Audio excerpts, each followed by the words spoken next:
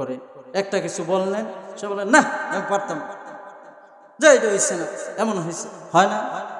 বনি ইসরাইলের যে বংশ ছিল, ওই জায়গার যত উম্মত ছিল সমস্ত উম্মতের গার্সেরা আছে, গার্তেরা।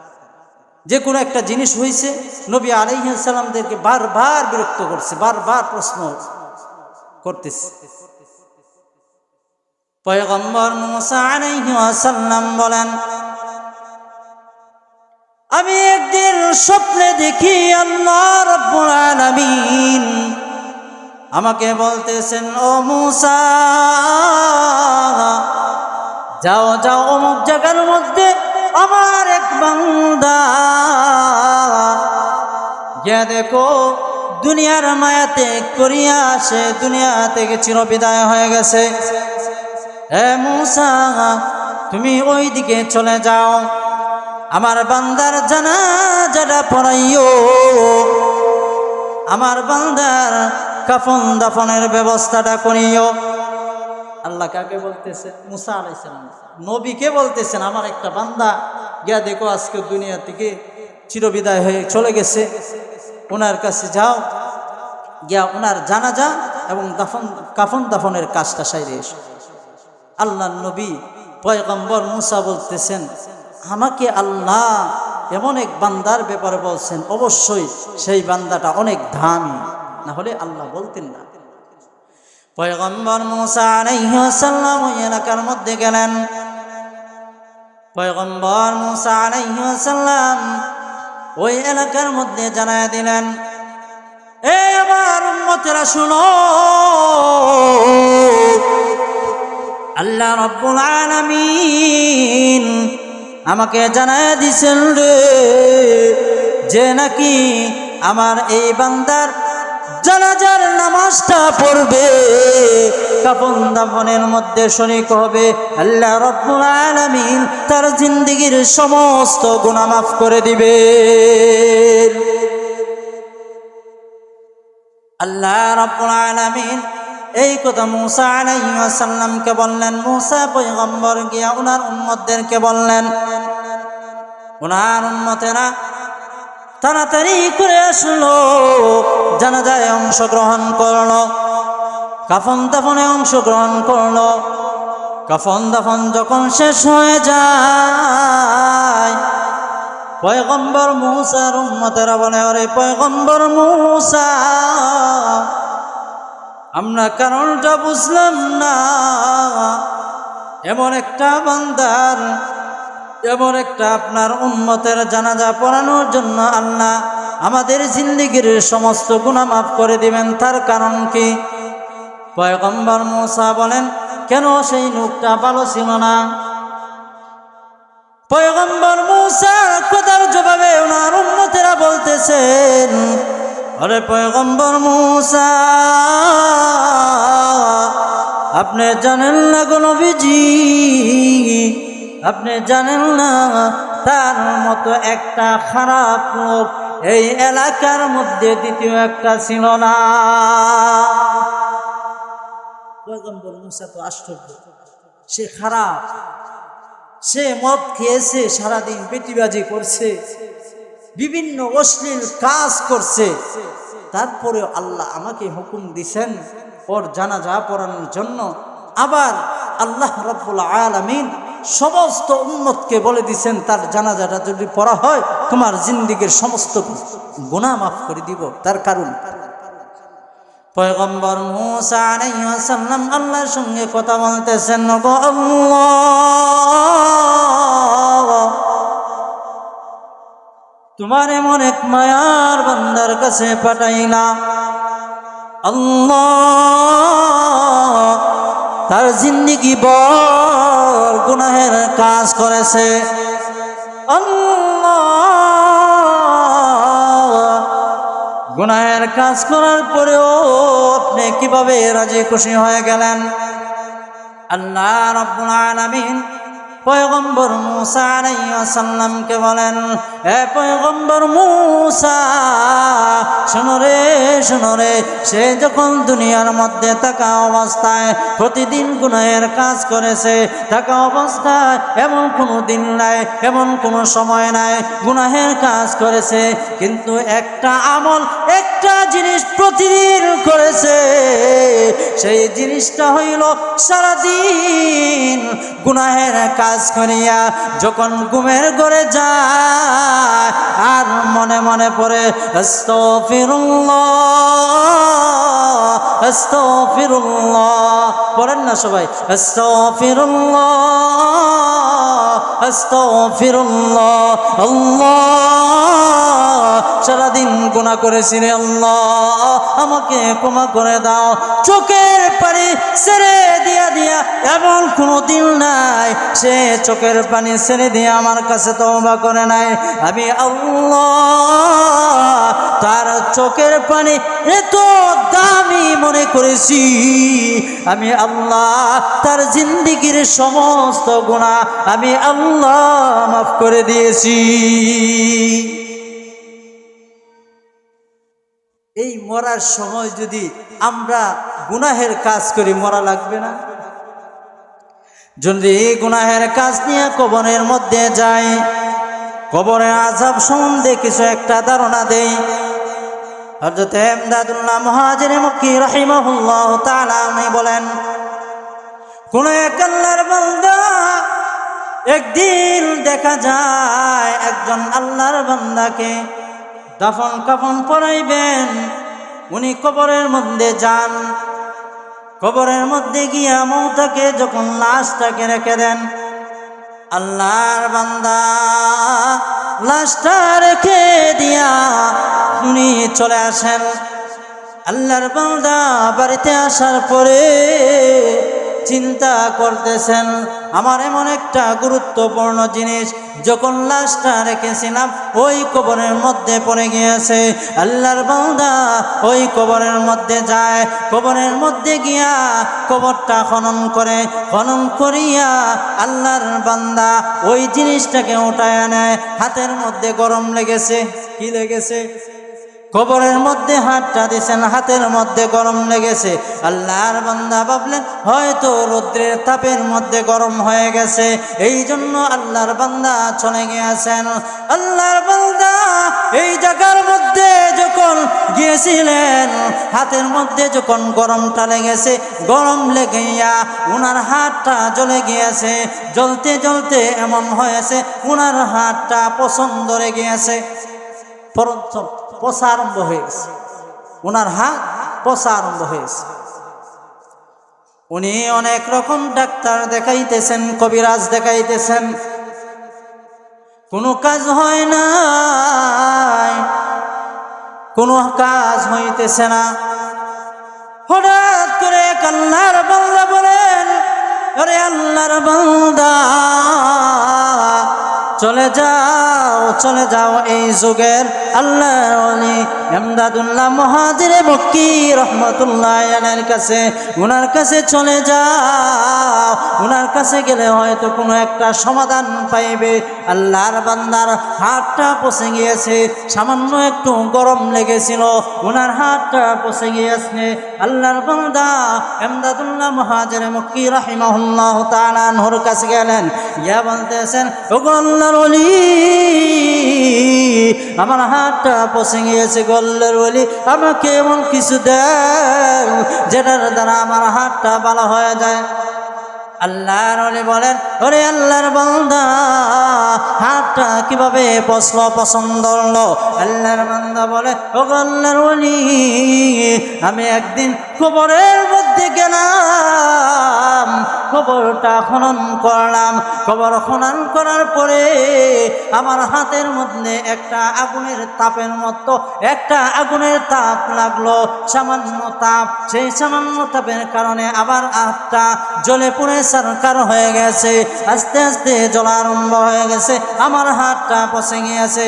আল্লাহর ওলি গো, আমি ভাবলাম এটা হয়তো সূর্যের তাপ, যার কারণে আমি কোনোদিন চিকিৎসা করি নাই। পরে যখন দেখলাম আমার হাতটা পছন্দ ধরে গেছে, আমি সঙ্গে সঙ্গে চিকিৎসা নিলাম, কোনো কাজ হয় নাই। আমি সঙ্গে সঙ্গে আলেম ওলামার কাছে গেলাম, কোনো কাজ হয় নাই। ওগো আল্লাহর ওলি, আমাকে এমন কিছু দেন যার দ্বারা আমার হাতটা ভালো হয়ে যায়। আল্লাহর ওলি বললেন, ওরে আল্লাহর বান্দা, তুমি জানো নি তোমার হাতটা পছন্দ ধরেছে কেন? তুমি জানো নি?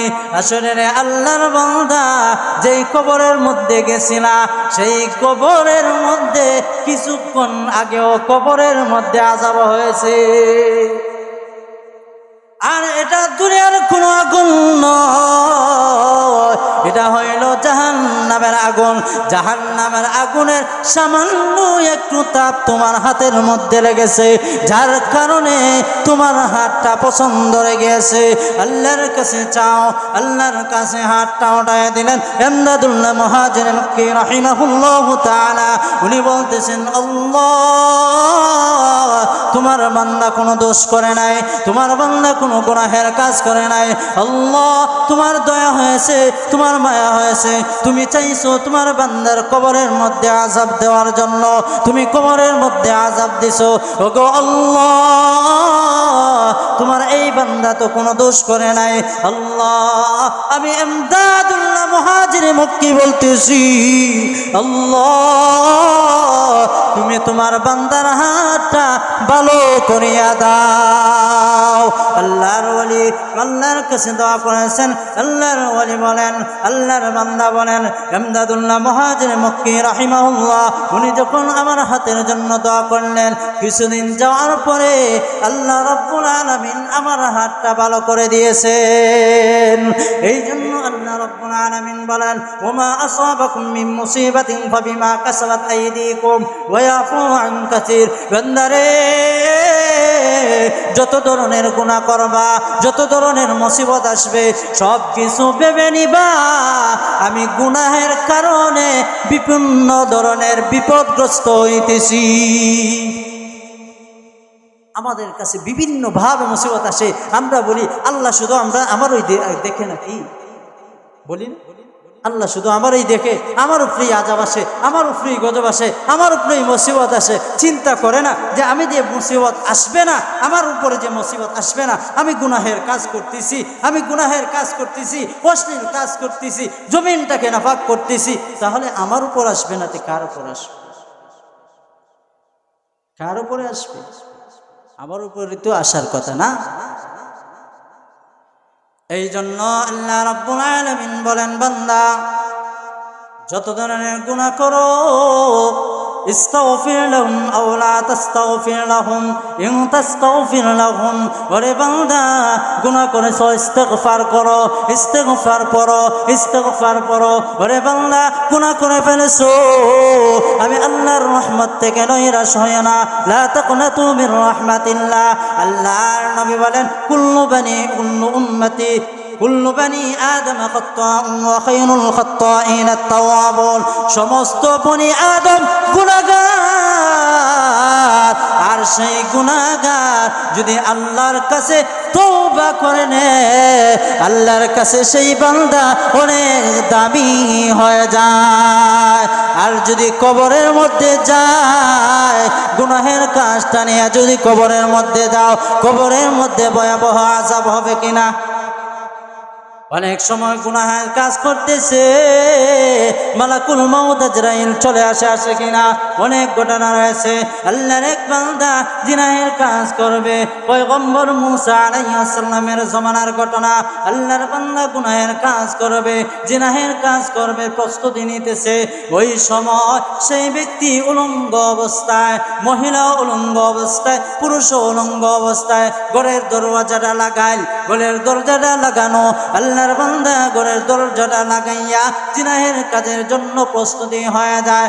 ওই সময় দরজার সামনে কে যেন দরজার মধ্যে আওয়াজ দিতেছে। সে বলতেছে, কে রে এই সময় আসলা?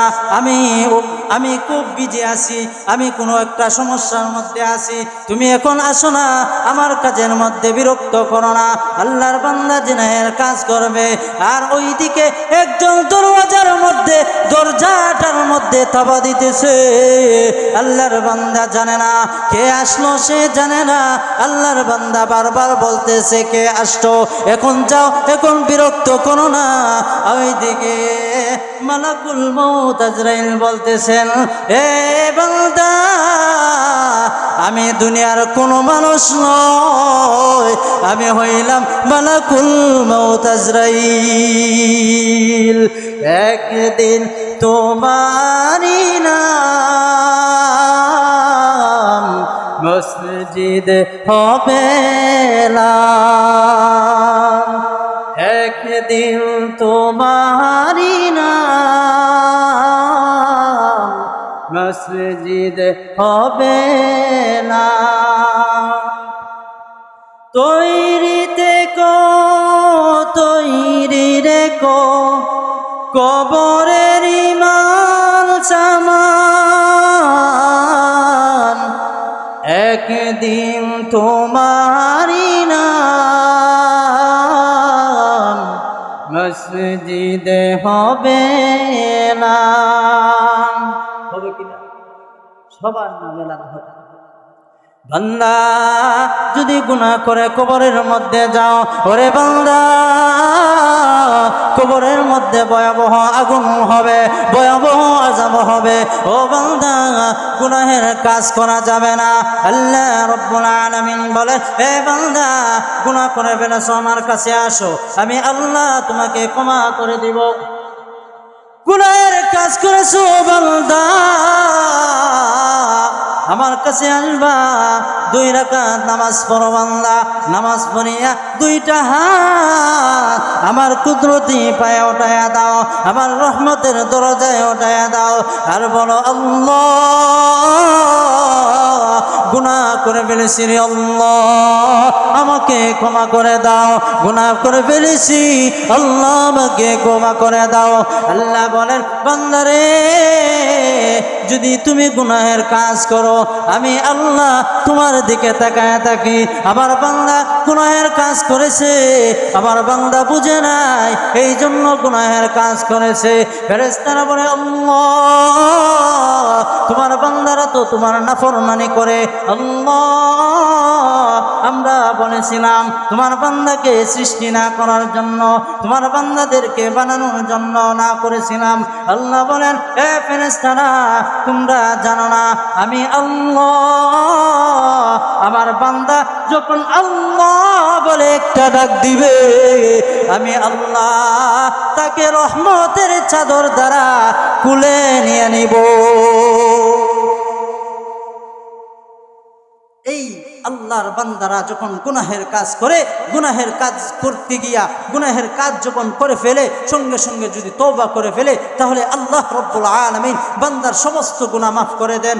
এমন কি জিনার মতো গুনাহ মাফ করে দেন, শিরিকের মতো গুনাহ মাফ করে দেন, যত ধরনের গুনাহই করো না কেন সমস্ত গুনাহ মাফ করে দেন। আল্লাহ কিভাবে মাফ করে দেন আর একটা ঘটনা বলি, তাহলে বুঝে নেবেন আল্লাহ রব্বুল আলামিন বান্দাকে কতটা মায়া করেন। আরে বান্দাকে মায়া করবেন না তো কি, আল্লাহ রব্বুল আলামিন সমস্ত মায়া, পৃথিবীর মধ্যে যত ধরনের মায়া রয়েছে, সবচেয়ে বেশি মায়া একমাত্র মাকে আল্লাহ রব্বুল আলামিন দিছেন। মাকে কেন দিছেন? আল্লাহ রব্বুল আলামিন মাকে সবচেয়ে বেশি মায়া দিছেন। দেখবেন মায়ের কাছে যতই অপরাধ করেন না কেন, যত ধরনের অপরাধ করেন না কেন, যদি ঘরে গিয়া সন্ধ্যার সময় যান, রাত্রে যান, গিয়া যদি বলেন আম্মা আমি আসলাম, দেখবেন মার কলিজাটা ঠান্ডা হয়ে যায়। সারাদিন আপনি দুষ্টামি করেছেন, আপনার নামে বিচার গেছে, বিচার আচার গেছে মায়ের কাছে। মা বলছে বাবা আজকে আসো, তোমাকে মারপিট করব। আপনি ডরাইয়া যান নাই, যার কাছে যান নাই।